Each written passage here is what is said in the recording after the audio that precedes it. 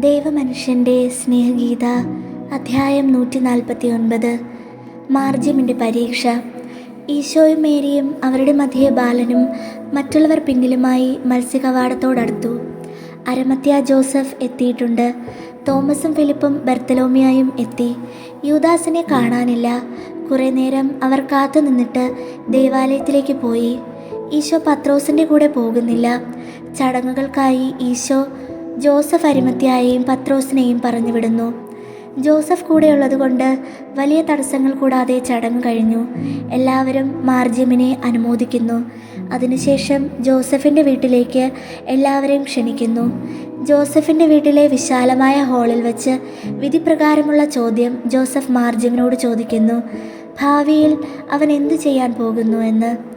ഞാൻ എൻ്റെ പിതാവിനെ പോലെ ഒരു മീൻപിടുത്തക്കാരൻ. പെസഹ കുഞ്ഞാടിനെ ബലിയർപ്പിക്കാൻ പോയിരിക്കുന്ന പത്രോസിനെ കാത്ത് ഈശോ നിൽക്കുകയാണ്. ഈശോ സോളമനെക്കുറിച്ച് മാർജിമിനോട് സംസാരിച്ചു കൊണ്ടിരിക്കുമ്പോൾ യൂദാസ് ഒരു സംഘം യുവാക്കന്മാരുടെ കൂടെ കടന്നു പോകുന്നത് എല്ലാവരും കണ്ടു. അവൻ എന്താണ് പറയുന്നതെന്ന് കേൾക്കാൻ പോവുകയാണെന്നും പറഞ്ഞ് തോമസ് ഓടുന്നു.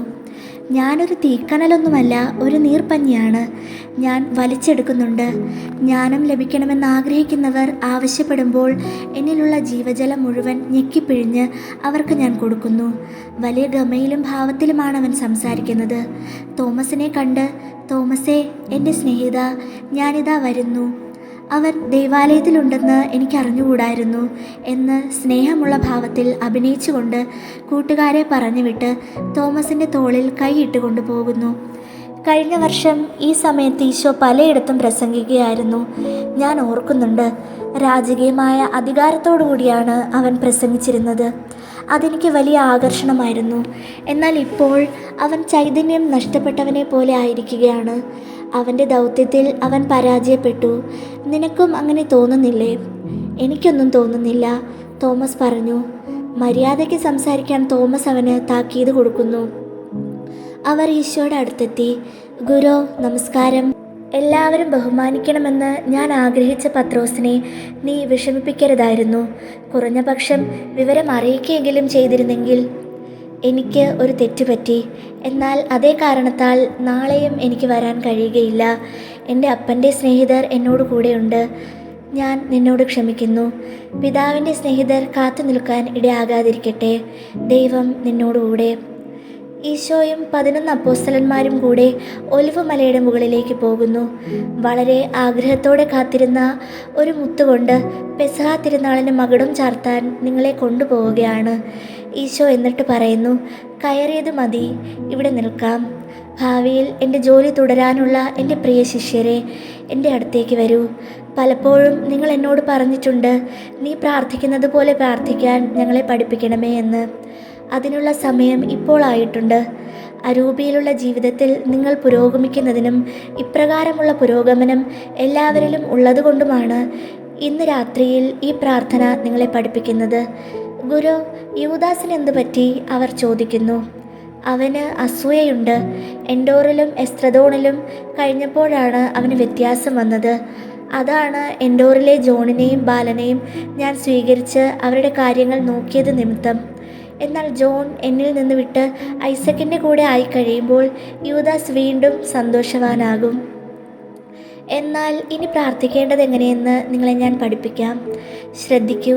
നിങ്ങൾ പ്രാർത്ഥിക്കുമ്പോൾ ഇങ്ങനെ വേണം പ്രാർത്ഥിക്കാൻ. സ്വർഗസ്ഥനായ പിതാവേ, അങ്ങേ നാമം പരിശുദ്ധമാവട്ടെ. സ്വർഗത്തിലെ പോലെ നിൻ്റെ രാജ്യം ഭൂമിയിൽ വരട്ടെ. നിൻ്റെ മനസ്സ് സ്വർഗത്തിലെ പോലെ ഭൂമിയിൽ നിർവഹിക്കപ്പെടട്ടെ. അനുദിന അപ്പം ഇന്ന് ഞങ്ങൾക്ക് തരണമേ. ഞങ്ങളോട് കടപ്പെട്ടിരിക്കുന്നവരോട് ഞങ്ങൾ ക്ഷമിക്കുന്നത് പോലെ ഞങ്ങളുടെ കടങ്ങൾ ഞങ്ങളോടും ക്ഷമിക്കണമേ.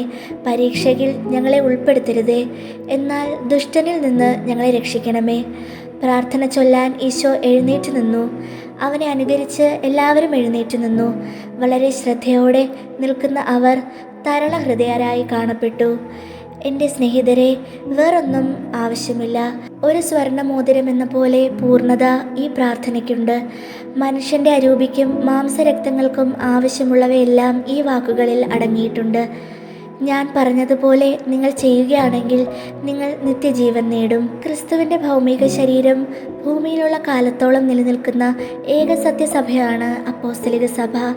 ഈ സഭ ഐക്യത്തോടെ നിൽക്കുന്ന എല്ലാ വിശ്വാസികളുടെയും കൂട്ടായ്മയാണ്.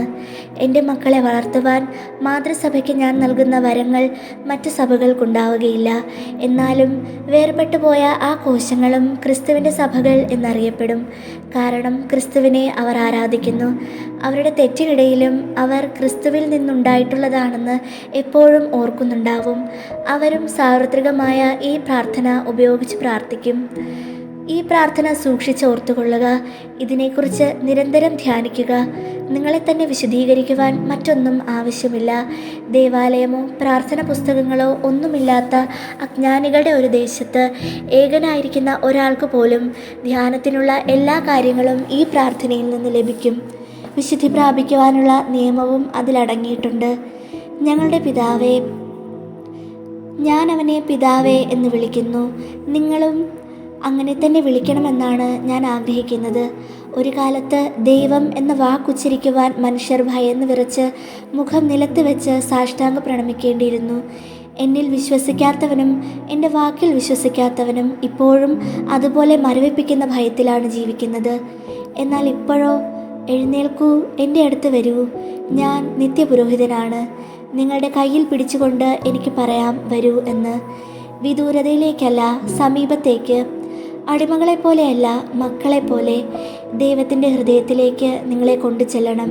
പിതാവേ പിതാവേ എന്ന് പറയണം. മടുപ്പ് തോന്നാതെ ആ വാക്ക് ആവർത്തിച്ച് പറയണം. നിങ്ങൾ ഓരോ പ്രാവശ്യവും ഇത് പറയുമ്പോൾ ദൈവത്തിൻ്റെ സന്തോഷം നിമിത്തം സ്വർഗം ഒന്നുകൂടി മിന്നി പ്രകാശിക്കുന്നു.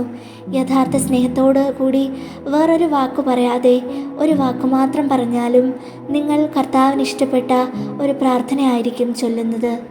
നിന്റെ നാമം പരിശുദ്ധമാക്കപ്പെടട്ടെ. ഓ, മറ്റേത് നാമത്തേക്കാൾ പരിശുദ്ധവും മാധുര്യമേറിയതുമായ നാമം. പാപം ചെയ്തവരുടെ ഭയം ആ നാമത്തെ വേറൊരു നാമം കൊണ്ട് മറച്ചു വെച്ചു. അല്ല, അവൻ ദൈവമാണ്. സ്നേഹത്തിൻ്റെ ആധിക്യത്താൽ മനുഷ്യരാശിയെ സൃഷ്ടിച്ച ദൈവം ഇപ്പോൾ മുതൽ മനുഷ്യവംശം ഞാൻ അവയ്ക്കായി തയ്യാറാക്കുന്ന ശുദ്ധീകരണം കൊണ്ട് ശുചിയാക്കപ്പെട്ട അധരങ്ങൾ ഉപയോഗിച്ച് അവൻ്റെ പേര് വിളിക്കണം.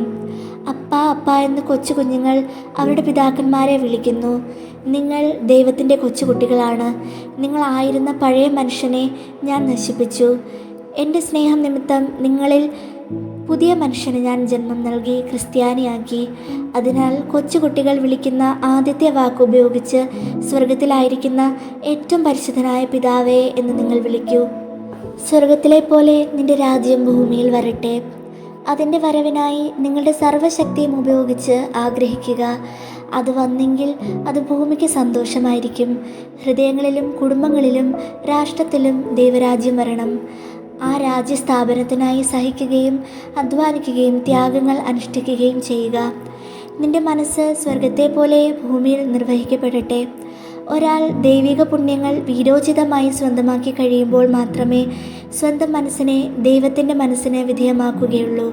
സ്വർഗത്തിൻ്റെ മക്കളായ നിങ്ങൾ സ്വർഗത്തിൽ ചെയ്യപ്പെടുന്നത് ചെയ്യാൻ പഠിക്കണം. അന്നുള്ള അപ്പം ഞങ്ങൾക്ക് തരണമേ. നിങ്ങൾ ഇവിടെ ആയിരിക്കുമ്പോൾ നിങ്ങൾക്ക് ഭക്ഷണം ആവശ്യമുണ്ട്. നിങ്ങൾ ദൈവത്തിൻ്റെ മക്കളായതിനാൽ അപ്പാ ഞങ്ങൾക്ക് കുറച്ച് അപ്പം തരണമേ എന്ന് പറയുന്നത് ശരിയായിട്ടുള്ളതാണ്. നിങ്ങളുടെ ഒരു സ്നേഹിതൻ പാതിരാത്രിയിൽ വന്ന് എനിക്ക് 3 അപ്പം തരണേ, കാരണം എൻ്റെ ഒരു സ്നേഹിതൻ വന്നിരിക്കുന്നു, അയാൾക്ക് കൊടുക്കാൻ ഒന്നുമില്ല എന്ന് ചോദിച്ചാൽ എനിക്ക് സാധ്യമല്ല എന്നുള്ള ഉത്തരം നിങ്ങൾ പറയുമോ? നിങ്ങൾ യഥാർത്ഥത്തിൽ സ്നേഹിതരാണെങ്കിൽ അയാൾ ചോദിച്ചത് കൊടുക്കും. യഥാർത്ഥ സ്നേഹിതനല്ലെങ്കിലും നിർബന്ധിക്കുന്നത് കാരണം കാര്യം നടക്കും. എന്നാൽ പിതാവിനോട് പ്രാർത്ഥിക്കുമ്പോൾ ഭൂമിയിലെ ഒരു പിതാവിനോടല്ല നിങ്ങൾ പ്രാർത്ഥിക്കുന്നത്. അതിനാലാണ് ഞാൻ നിങ്ങളോട് പറയുന്നത്, ചോദിക്കുവിൻ നിങ്ങൾക്ക് ലഭിക്കും, അന്വേഷിക്കുവിൻ നിങ്ങൾ കണ്ടെത്തും, മുട്ടുവിൻ വാതിൽ നിങ്ങൾക്കായി തുറക്കപ്പെടും. ഞങ്ങളുടെ കടക്കാരോട് ഞങ്ങൾ ക്ഷമിക്കുന്നത് പോലെ ഞങ്ങളുടെ കടങ്ങൾ ഞങ്ങളോടും ക്ഷമിക്കണമേ. പദാർത്ഥമായ കടങ്ങളും അരൂപിയുടെ കടങ്ങളുമുണ്ട്. തിരിച്ചു കൊടുക്കാൻ പണമായും സാധനമായും വാങ്ങിയിട്ടുള്ളവയെല്ലാം പദാർത്ഥപരമായ കടങ്ങളാണ്. സൽപ്പേര് കളഞ്ഞിട്ട് അത് തിരിച്ചു നൽകാതിരിക്കുന്നതും ധാർമ്മിക കടങ്ങളാകുന്നു. ദൈവത്തിൽ നിന്ന് എല്ലാം പിടിച്ചു വാങ്ങുകയും എന്നാൽ വളരെ കുറച്ച് മാത്രം കൊടുക്കുകയും ചെയ്യുന്നതും അനുസരണയും സ്നേഹവും നൽകാതിരിക്കുന്നതും ആത്മാവിൻ്റെ കടങ്ങളാണ്. നമ്മൾക്ക് എല്ലാവരോടും കടമയുണ്ട്. ക്ഷമിക്കാത്തവന് ആ ദുരിതം, അവനോട് ക്ഷമിക്കപ്പെടുകയില്ല. അഹങ്കാരി ധ്രുവങ്ങൾ തമ്മിൽ അകന്നിരിക്കുന്നത് പോലെ സ്വർഗത്തിൽ നിന്നാണ് അകന്നിരിക്കുന്നത്. പരീക്ഷയിൽ ഞങ്ങളെ ഉൾപ്പെടുത്തരുതേ, എന്നാൽ തിന്മയിൽ നിന്ന് ഞങ്ങളെ രക്ഷിക്കണമേ. പരീക്ഷകൾ ഞങ്ങളിൽ നിന്ന് അകറ്റിവിടണമേ എന്ന് എളിമയോടെ ദൈവത്തോട് പ്രാർത്ഥിക്കണം. ഓ എളിമ, അവനവൻ എന്തായിരിക്കുന്നുവെന്ന് സ്വയം അറിയുക. നിരാശപ്പെടാതെ, മനസ്സ് തകർന്നു പോകാതെ അവനായിരിക്കുന്ന യഥാർത്ഥ സ്ഥിതി മനസ്സിലാക്കുക. നിങ്ങൾ ഇങ്ങനെ പറയണം: ഞാൻ അതൊന്നും ചെയ്യുകയില്ല എന്ന് ഞാൻ വിചാരിക്കുന്നുണ്ടെങ്കിലും ഞാൻ വീണു പോയേക്കാം. കാരണം ഞാൻ എൻ്റെ തന്നെ വിധികർത്താവായിരിക്കുമ്പോൾ എൻ്റെ വിധി അത്ര ശരിയായിരിക്കുകയില്ല.